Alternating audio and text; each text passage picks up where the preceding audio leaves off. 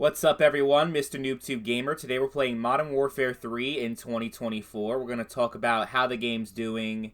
How long ago has it been now? It's been about 6 months now since the game was released as of the recording of this video. So there's probably still about 4 or 5 months left for this game's life cycle because we are going to get another Call of Duty game this year. So that almost always means that the previous Call of Duty game is no longer getting support, or at least not getting any new content, with a few exceptions. I know Black Ops 3 had new content as recently as 2018, which was 3 years after the game came out. And I also remember they were still releasing the weapon skins for Black Ops 2 well into Call of Duty Ghost lifecycle, but typically, like 95% of the time, once a new Call of Duty game comes out, the last one is abandoned.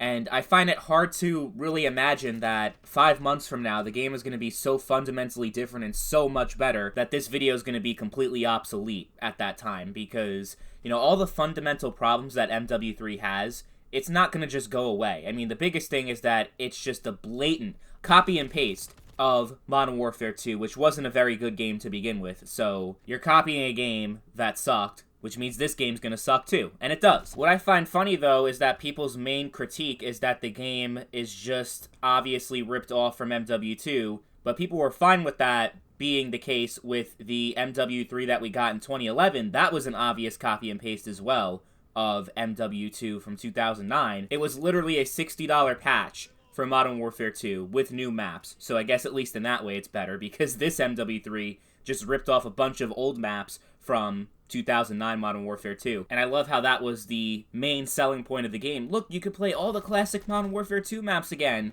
Well, I could still do that. I could just go back to Modern Warfare 2 on my Xbox and play it that way. Why would I want to play this new game that sucks ass when I could just play the original game? If you're going to sell me nostalgia, like if nostalgia is your main selling point, I'm just going to go and play the old game itself and not this crap. So I thought that was the most pathetic marketing I've ever seen for any Call of Duty game, and I did not get the game at launch. I got it 50% off. I think it was like a month or two ago. I tried to get around to play it, and I never really... I'm not going to say I didn't have the time. I just didn't want to use my time playing this game, because I knew what I was getting. I knew I was going to get Modern Warfare 2 with OG Modern Warfare 2 maps and slide canceling, which I so loved in Modern Warfare 2019. Although it's a little bit better in this game than 2019. It has a little bit of a nerf to it. And of course, skill-based matchmaking, which is the worst thing to ever happen to Call of Duty. Oh, it's in this game. It definitely is. And honestly, credit where credit's due. The new maps that they did add into the season updates, like the original maps that are exclusive to Modern Warfare 3 and not just rehash old maps from older games, the new maps, the original maps in this game are actually pretty damn good, and they're pretty well designed. Probably the best design that Infinity Ward has done in many years, which it should be. That's honestly an expectation because they launched the game with 100% recycled content, so they had plenty of time to actually develop original shit for this game, and it should have been good. There's like maybe one map that sucks so far, but honestly, it's a hell of a lot better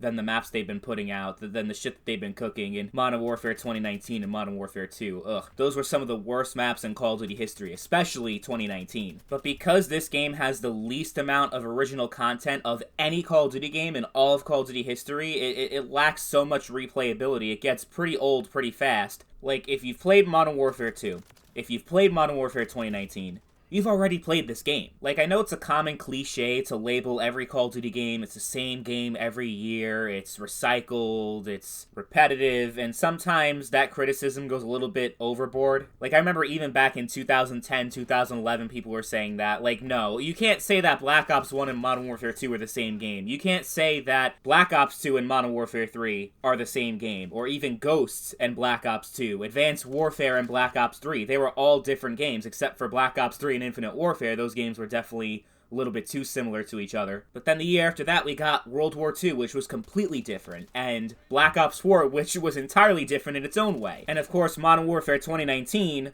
was very different from any Call of Duty game we ever had before, which, you know, a lot of people loved that, a lot of people hated it, but historically, for most of Call of Duty history, it's not been the same game every year. But in recent years, like the past 5 years, not counting Cold War, because that game definitely felt very different from the other ones, but If you talk about Modern Warfare 2019, Modern Warfare 2, Modern Warfare 3, and Call of Duty Vanguard, they all feel like the same fucking game to me, with obviously different weapons and different maps, but at its core, like fundamentally, the gameplay is exactly the same, with very slight balancing changes sprinkled in over the years.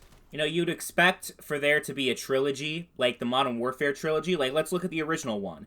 Modern Warfare 2 built off of Call of Duty 4. Modern Warfare 3, it borrowed a little bit too much from Modern Warfare 2, but it still built off of Modern Warfare 2 in a positive way. But these new Modern Warfare titles, they barely have any significant difference to them that it's like, oh my god, this is a worthy sequel. This is building off the previous game and making it better. You can't say that for any of these fucking games. Like, even take the new game modes that were introduced in the new Modern Warfare series, like Ground War, for example. That is one of the big things, because Ground War was always just like a 9v9. You know, it was basically just a regular game mode with a few more players added in. This was an entirely new fucking thing. 64 players. We've never seen that in Call of Duty before. Multiplayer, huge battles. And I thought, okay, you know, this is pretty good in Modern Warfare 2019. That was actually one of the few bright spots of that game.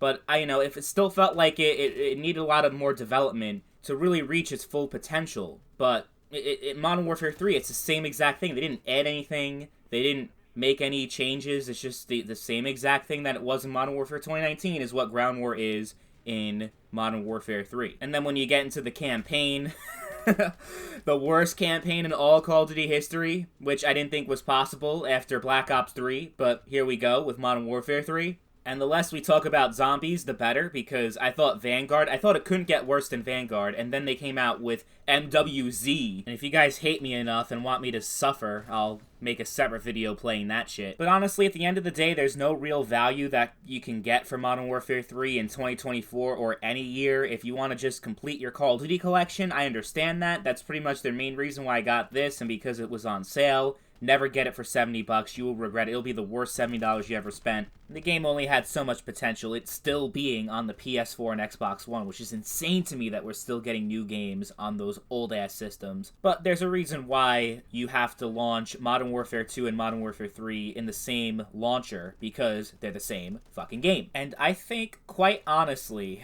if I had to say what is the worst Call of Duty game of all time, I think I would have to put this on there. It would have to be the worst one, because as much as, you know, I've talked so much shit over the years about Modern Warfare 2019, about Modern Warfare 2, and Call of Duty Vanguard, and I always refer those as the 3 worst COD multiplayers of all time, at least they have something kind of original going. Like, each of those games has original content in them, and doesn't rely completely on nostalgia like this game does. The entire selling point of the game was recycled content from 15 years ago. But it's not like you cannot play Modern Warfare 2 anymore. You still can. There's still full servers going on with DLC. There's still a very strong community for 2009 MW2. So I'm just going to play 2009 MW2. The maps play better, are a lot more fun because the actual gameplay is a lot more interesting in that game than this one. So this game, MW3, literally has nothing to offer. Nothing. And you really shouldn't waste your time with it. All I can say is, if Gulf War uses the Modern Warfare engine and plays like those trash-ass games, the COD series is cooked. It just is. There's no hope anymore.